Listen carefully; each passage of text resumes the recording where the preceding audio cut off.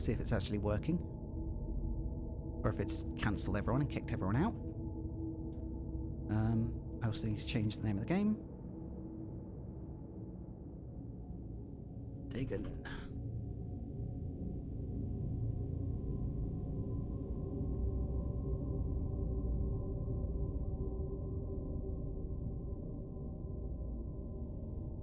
Oh good, okay. Well, hopefully people are still here and haven't been kicked out and lost or whatever. Ah, no! Sorry, what are you doing? Okay. Right. Well, I hope people can still watch if they want to. Anyway. Hey again, Vorpal. Thanks for sticking around. Okay, I think we're good then.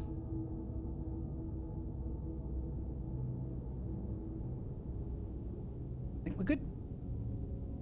Ah, the stream count's gone down to 0, but never mind. Hey, Penny. Okay then. Let's get back into it. So, yes. It's at 19. Ah. Penniless, and at the end of my supply of the drug which alone makes life endurable, I can bear the torture no longer, and shall cast myself from this garret window into the squalid street below. Well, do it, coward. Get on with it. Oh Do wow, not I wasn't think from serious. my slavery to morphine that I am a weakling or a degenerate. It's okay, I'm both. When you have read these For different hastily reasons. scrawled pages, you may guess, though never fully realize, why Do it a is flip. that I must have forgetfulness or death. Okay. So... Okay, so I guess I'm just... Okay, so I'm just confined, so this is like an exploratory thing. Morphine entered into use in the 19th century. You don't have to tell me how to use morphine. God. And was routinely administered to treat severe pain during the American Civil War and World War I. It was also sold without restrictions until 1914. Really? It was that early? Morphine became more popular around the invention of the hypodermic syringe around 1854. Friedrich Saturner, who first isolated the substance, originally named it morphium, after Morpheus, the Greek god associated with dreams. At the time when Dagon was published, morphine abuse, known as soldier's disease, already posed a big problem in the United States. It's informative and entertaining, to a degree. Okay, so I'm writing my last will. It was in one of the most open and least frequented parts of the broad Pacific that the packet lost of which boats. I was supercargo fell a victim to the German sea raider. Edutainment, yay! Everyone's favourite thing. I'm a big fan of, I used to be a big fan of the Where in the World's Great Come War San was Diego then game. at its very beginning, and the ocean forces of the Hun had not completely sunk to their later degradation, Okay. so that our vessel was made a legitimate prize, whilst we of her crew were treated with all the fairness and consideration due us This as is- naval prisoners. This is pretty much what I was expecting tonight, an educational game about H.P. Lovecraft. Isn't that why people love the guy? The Huns were Central Asian nomads who established a dominion in Europe and invaded the Roman Empire in the 5th century AD. They were known as brutal, deadly warriors and masters of quick raids, who also developed powerful composite bows, lassos, and early siege weapons. During World War I, the British used the word Hun as a synonym for Germans, in order to emphasize their brutality. However, the term originated when the German Emperor Wilhelm II gave a speech to his troops on 27th of July 1900 before they embarked to China.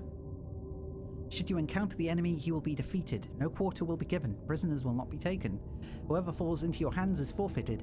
Just as 1,000 years ago, the Huns under their king Attila made a name for themselves, one that even today makes them seem mighty in history and legend. May the name German be affirmed by you in such a way that in China that no Chinese will ever again dare to look cross-eyed at a German. Oh geez. The refusal to take prisoners was clear breach of the laws and customs of war adopted during the First Hague Convention of 1899. I didn't realise that was when the Hague Convention was written. So I'm learning things too. Granted, like I said, I wasn't playing a H.P. Lovecraft game so I could learn. But hey. So liberal, indeed, was the discipline of our captors that 5 days after we were taken, I managed to escape alone in a small boat with water and provisions for a good length of time.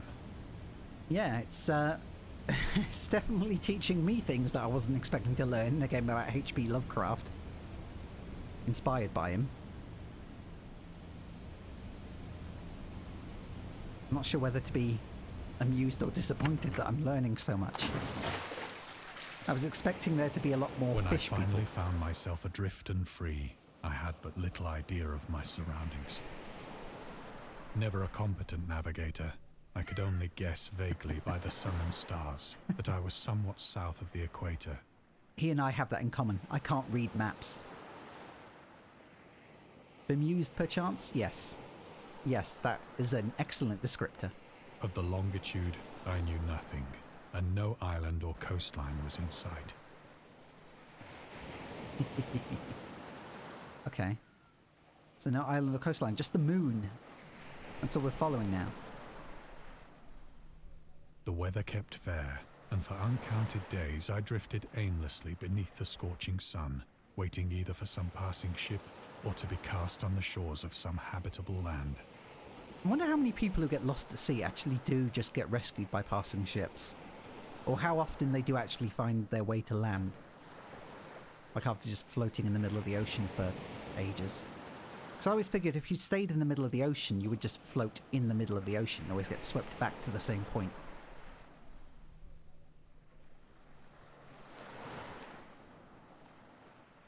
But neither ship nor land appeared, and I began to despair in my solitude upon the heaving vastness of unbroken blue. The change happened whilst I slept. What change? Its details I shall never know, Oh, are we getting creepy now? for my slumber, though troubled and dream-infested, was continuous. I'm good to feel... Ooh, there we go. Tentacles, God. I know the squid, but still. God, okay. When at last I awoke, it was to discover myself half sucked into a slimy expanse of hellish black mire, which extended about me in monotonous undulations as far as I could see. Well. I mean, I should have known, because isn't this mostly what H.P. Lovecraft is known for? Squid? And in which my boat lay grounded some distance away. Though one might well imagine that my first sensation would be of wonder at so prodigious and unexpected a transformation of scenery, I was in reality more horrified than astonished. I think that's a legitimate reaction. I would be the same. I would be the exact same if I stumbled across a place where there were just tendrils and tentacles sticking out the ground. For there was in the air and in the rotting soil a sinister quality which chilled me to the very core. Yep. The region was Same. putrid with the carcasses of decaying fish and of other less describable things which I saw protruding from the nasty Fuck mud even of is the that? unending plain. What is that thing doing? Is it like... God, look at it all. Look at it all. Gross, gross, gross, gross, gross. Perhaps I should not hope to convey in mere words the unutterable hideousness that can dwell in Sleep on my absolute boat. silence and barren immensity. Monotonous undulating, just like his voice. There was nothing within hearing and nothing in sight save a vast reach God of black damn. slime. Yet the very completeness of the stillness and the homogeneity of the landscape oppressed me with a nauseating fear. He does have the right voice for this kind of narration, though. I like The it. sun was blazing down from a sky which seemed to me almost black in its cloudless cruelty, as though reflecting the inky marsh beneath my feet. I don't know of many places that look like this. Blackpool, maybe? Could probably walk to Ireland in the middle of summer. With how gunked up the ocean is. As I crawled into the stranded boat, I realized that only one theory could explain my position. Through some unprecedented volcanic upheaval, a portion of the ocean floor must have been thrown to the surface, exposing that makes regions sense. for which innumerable millions of years had lain I think that hidden makes about as under much sense as unfathomable being watery depths. taken into another dimension. Just having ocean floor tossed up to the surface. So great was the extent of the new land which had risen beneath me that I could not detect the faintest noise of the surging ocean, straining my ears as I might. Look at it. It's pulsing. Nor were there any seafowl to prey upon the dead things. Dead things, said with an italics.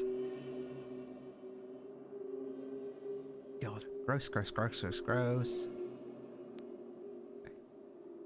For several hours I sat thinking or brooding in the boat, which lay upon its side and afforded a slight shade as the sun moved across the heavens. I mean, at least they're all together with their other tentacly friends. So hey, props for that. But, bleh. Still less gross than Resident Evil, either way.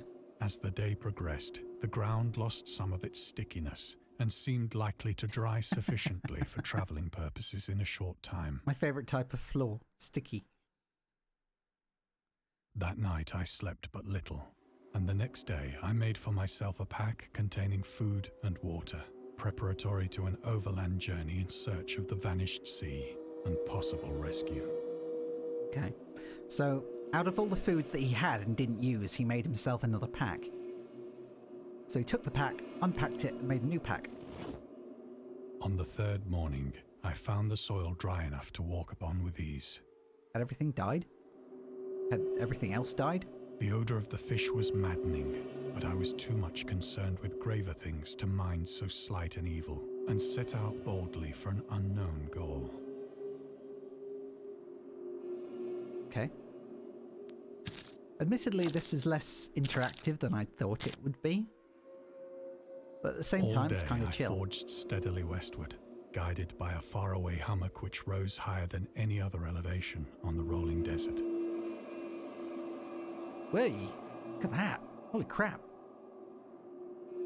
There's two really great big claws. I'd like to be pinched by that. God.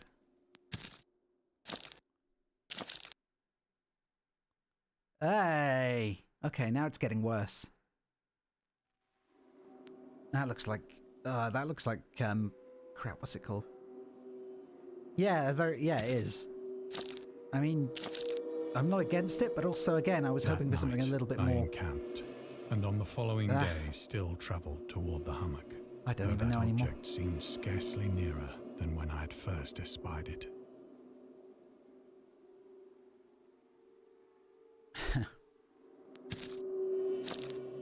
There's a lot here that is less interactive than I was expecting, but I mean, it was free. The game was free, so you know, fourth evening, it looks good, even though it's not really of the mound, game. Which turned out to be much higher than it had appeared from a distance.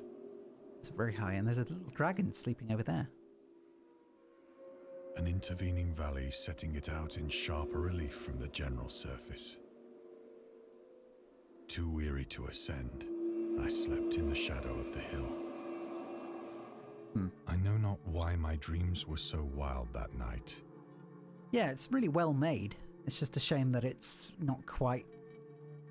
I was thinking more of like a Call of Cthulhu type game, or maybe Eternal Darkness, but maybe I just didn't read the bio enough, or the blurb for the game or whatever.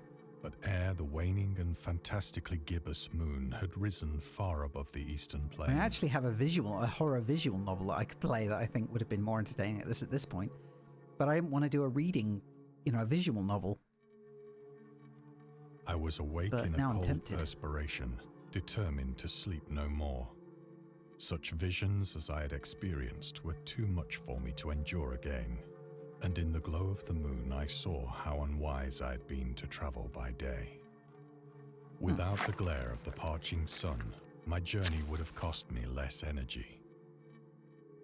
Indeed, I now felt quite able to perform the ascent which had deterred me at sunset.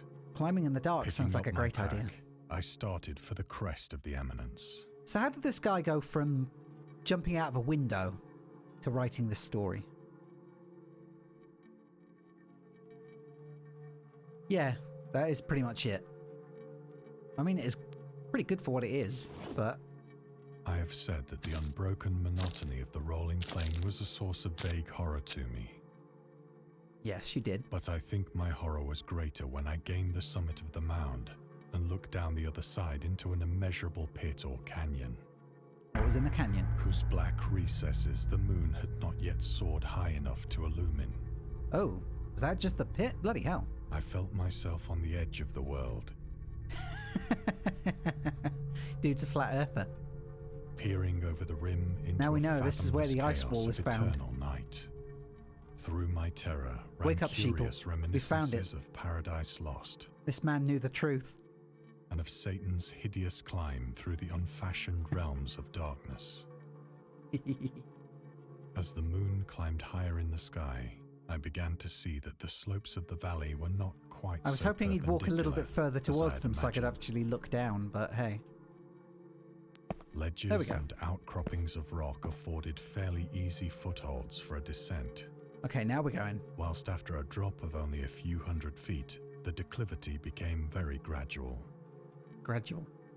Declivity.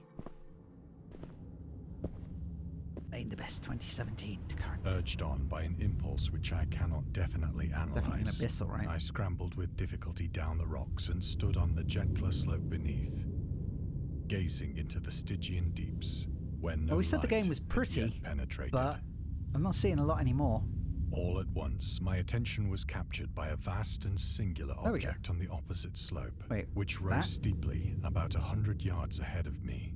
Just a big wall. An object that gleamed whitely in the newly bestowed rays of the It's a wall. ascending moon. It's a wall, dude.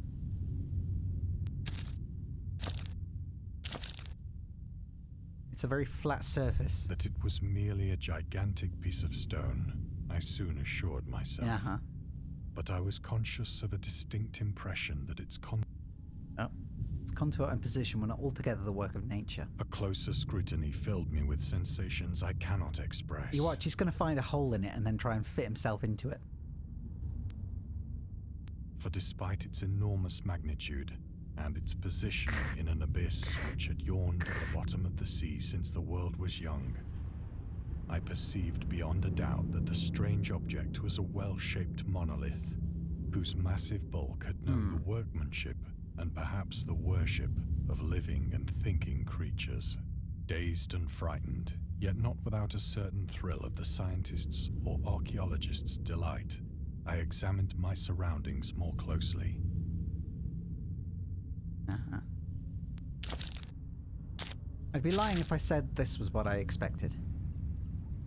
The moon, So, yeah. now near the zenith, shone But- weirdly and vividly above the towering steeps that hemmed in the chasm. Annoyingly, it looks and runs better than any of the other games I was playing. And I don't slow down whilst I'm trying to run it.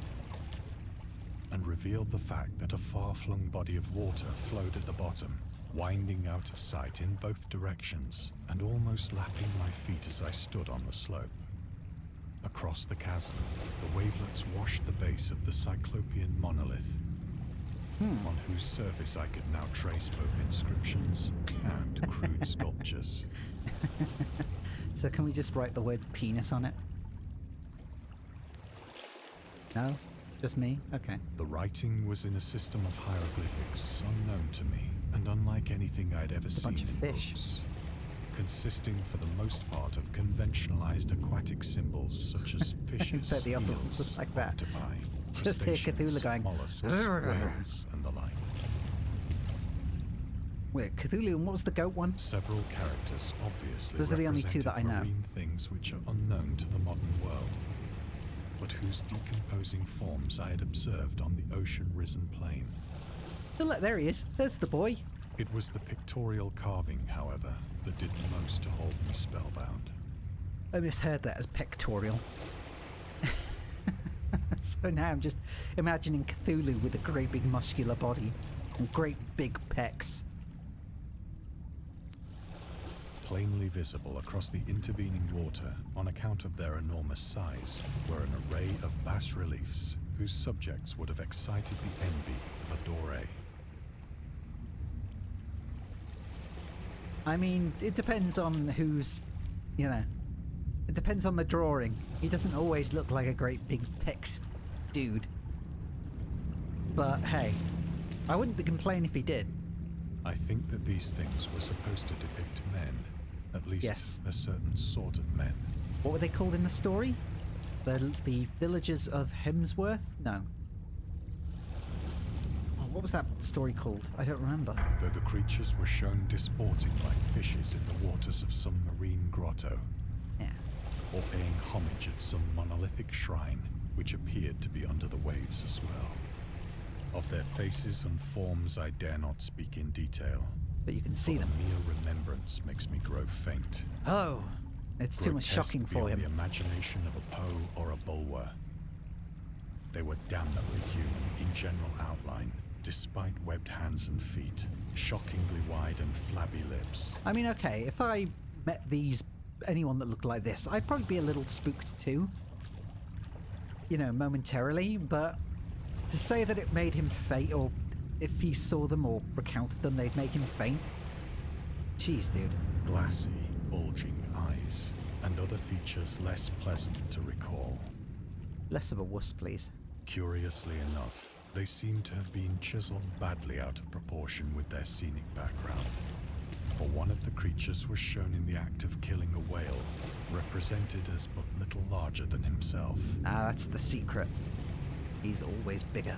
I remarked, as I say, their grotesqueness and strange size, but in a moment decided that they were merely the imaginary gods of some primitive fishing or seafaring tribe. Maybe not in this case. Some tribe whose last descendant had perished eras before Bigger the fish, first I mean. ancestor of the Piltdown or Neanderthal man was born. I'd say it's pretty good art for a Neanderthal.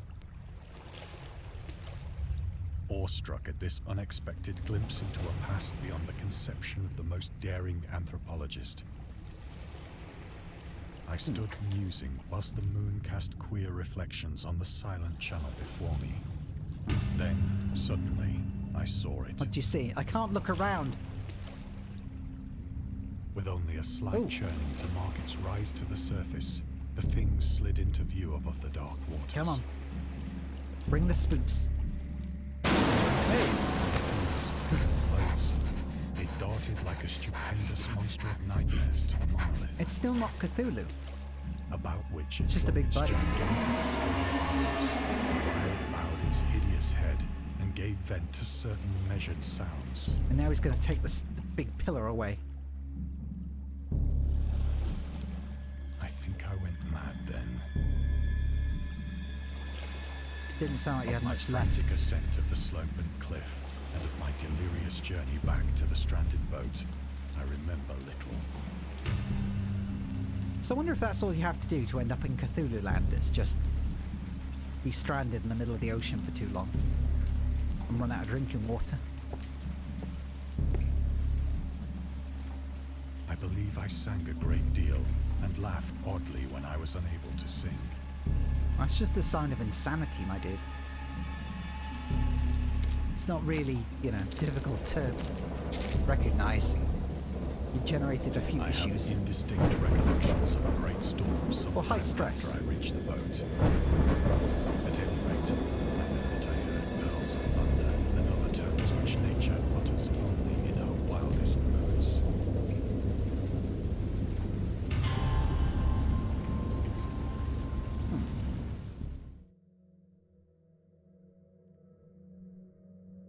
When I came out of the shadows, I was in the San Convenient. Francisco hospital, All we had to do was pass out. brought thither by the captain of the American ship which had picked up my boat in mid-ocean.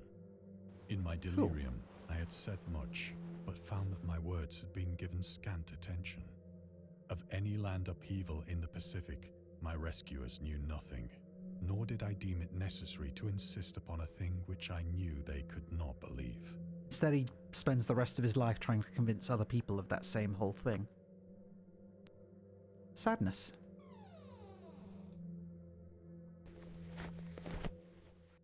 Once he's still I sought out a celebrated telepathic. ethnologist and amused him with peculiar questions regarding the ancient Philistine legend of Dagon, the fish god. Dagon. Dagon. was the main deity of the Philistines worshipped throughout the Middle East. It was the ancient god of fertility and crops. In Hebrew, the word Dagon was a common noun for grain. I mean, this is okay. I was expecting more scares, to be honest, but... I mean, the jump out of the water was kind of spooky, I guess, but yeah. The rulers of Akkad, Mesopotamia, chose him as their patron saint of their war conquests. He also appeared as the judge of the dead in an Assyrian poem and an underworld prison order in one of the Babylonian texts. He is often mistakenly taken for a fish god due to the wrong interpretation of his name, as in Hebrew the word dag means fish. In H.P. Lovecraft's works, Dagon is an underwater deity ruling over the deep ones. Oh, okay, so there's more than one deep one. I mean, there are deep ones and there are people above the deep ones. So the deep ones are... I thought the deep ones were the actual... It shows how little I know about H.P. Lovecraft mythology, I guess.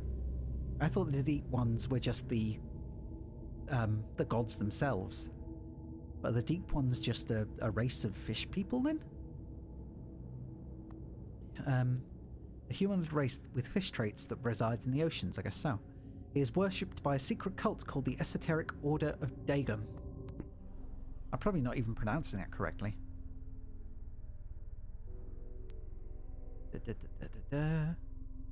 Okay.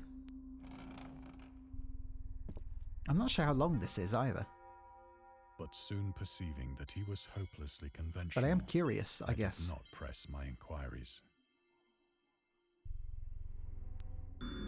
August Derleth was an American writer and anthologist.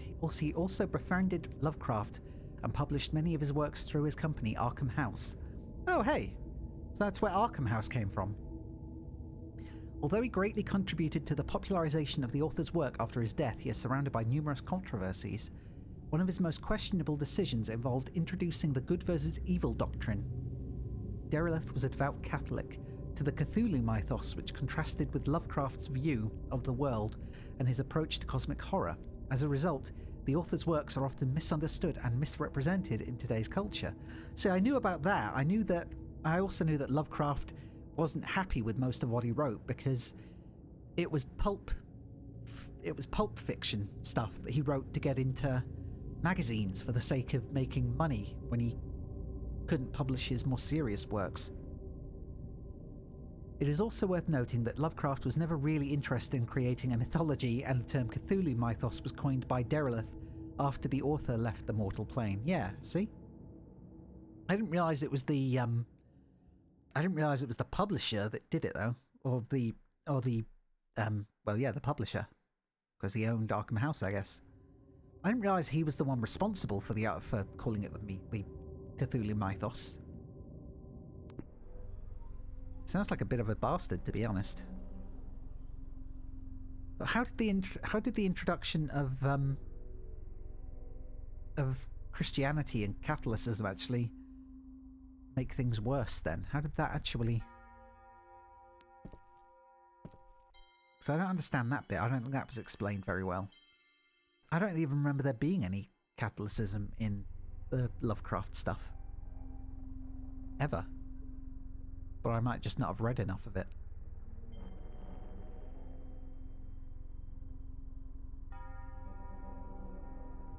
Yeah, I think, okay. So we're just making a zip across the room at this point. For some reason. It is at night, especially when the moon is gibbous and waning, that I see the thing.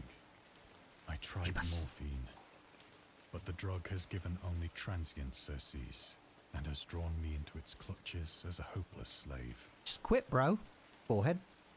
So now, I am to end it all, having written a full account for the information or the contemptuous amusement of my fellow men. Well, I mean, I wasn't very entertained. I was curious, but... So was that it? Is that all of it? Often, I ask myself if it could not all have been a pure phantasm. A mere freak of fever, as I lay sun-stricken and raving in the open boat after my escape from the German man-of-war. Sounds like it. This I ask myself, but ever does there come before me a hideously vivid vision in reply. I cannot think of the deep sea without shuddering, at the nameless things that may at this very moment be crawling and floundering on its slimy bed, worshipping their ancient stone idols and carving their own detestable likenesses on submarine obelisks of water-soaked granite. I mean, that doesn't need to be... That's not like a Cthulhu thing anyway. Hey, a sniper, and good night. Nice to see ya. Have a good evening and sleep well. Yeah, this isn't really a Cthulhu thing anyway. Everyone knows that the ocean is like 90% unexplored. And we all know that there's could be... Okay, well, yeah, I know you're here. No worries. Nice to see ya. Thanks for stopping in to say hello. But yeah, we know that the ocean is like majority unexplored, and we know that there's stuff way below the depths that that humans cannot get to. I dream of a day when they may rise above the billows to drag down into their reeking talons. I've never actually seen Life of Pi. War-exhausted mankind. That's the thing about the kid on the floating thing in the middle of the ocean with a tiger, isn't it? That's all I know about it. Of a day when the land shall sink and the dark ocean shall ascend amidst universal pandemonium. Got the Cthulhu army represent. Look at them all on the way to take over America. And Dagon isn't a great old one. What, as in he's kind of boring, or he's just like not a good one in general? Because I don't think any of them are particularly good. The end is near. Oh, what? Squish. I hear a noise at the door, as of some immense slippery body lumbering against it. He doesn't count as a great old one like Cthulhu. Oh, okay. So what is he then? Is he just a random dude? Well, there's something squishy coming. It shall not find me. Oh, yes, it shall. See, it's here for you, bro. Take your lumps. God, that hand! It's not that scary. It looks like a Teenage Mutant Ninja Turtle hand. The window! The window! You need to turn around, you idiot. Can I just wait here? Is it just gonna get more and more spooky, or am I just okay to stand? Just gonna look around. No, I think I'm safe, to be honest. I could just sans it and just stand here and not let him enter because I'm, you know, taking up this room. As long as I'm standing here, he can't do anything. I'm safe. I'm permanently safe, but... Let's do a flip!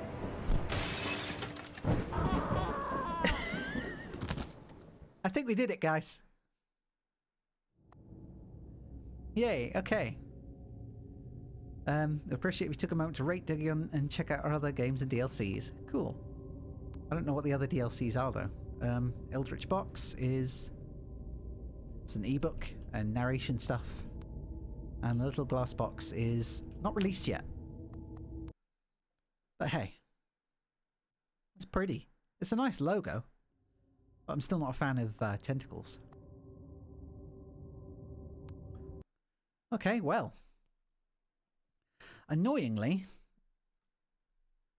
Mother Hydra and her consort Father Dagon are both deep ones overgrown after millennia ruling over their lesser brethren. Yeah, it was a little bit dark, but hey, it wasn't quite the darkest moment that I was expecting.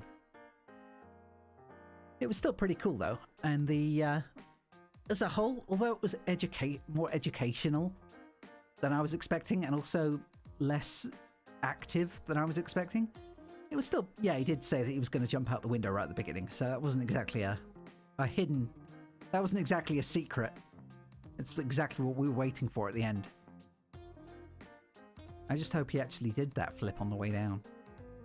But anyway, yeah. What was that called? Dagon. It was called Dagon. D-A-G-O-N. And it's free. It's free to download.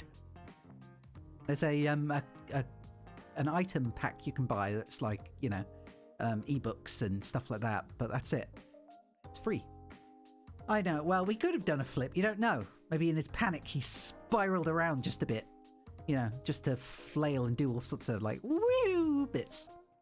But anyway, yeah, today didn't go quite the way I wanted it to, because despite testing all the games that I did, actually going into a couple of them ended up being really, really frame droppy there, which is partially as to why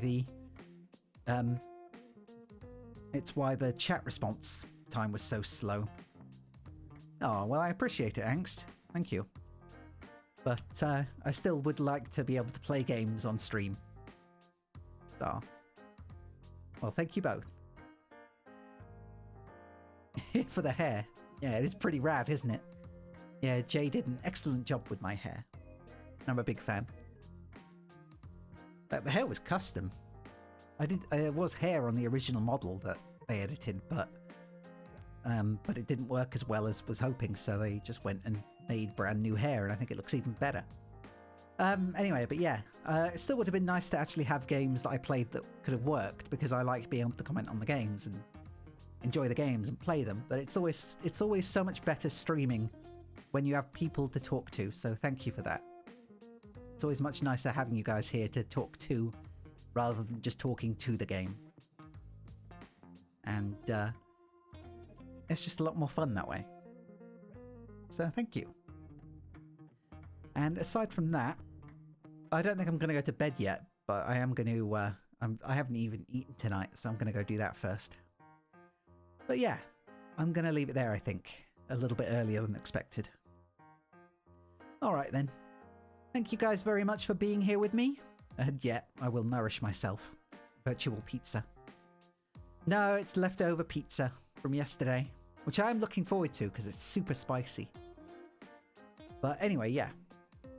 So, I'll have Toad in the Hole another time. I've not made it in a while. I was doing a cold bake version where you put the oven on to preheat after you've made the batter, let it rest for half an hour, and then what is it? You cook the sausages, wipe down the whole baking dish, whatever it's called, with oil and a bit of butter, and then you put the hot sausages in, let them cool down, and then pour in the batter, and then you preheat the oven and then put the baking dish in whilst it's preheating, and then you just leave it in there for like half an hour, and it makes such fluffy, gigantic Toad in the Hole. It's just huge, and it's not like super burnt around the outside either. I hate it when it's like extra crispy. I like it when it's, you know, more chewy and like not cakey, but at least just chewy, instead of being like you pick it up and it snaps off. It's really good. I'll like post the recipe on Twitter or something. I don't know. I'll put it out somehow. But yeah, it's really good. See, I said that with the lasagna at the beginning of the game. Oh, I don't have a... Oh, shit. Crap. Give me a second. I think this will let me do it because it's not set up properly yet, though. Bear in mind. But I will... Shit, how do I get an invite link? I don't even know how to use Discord properly. There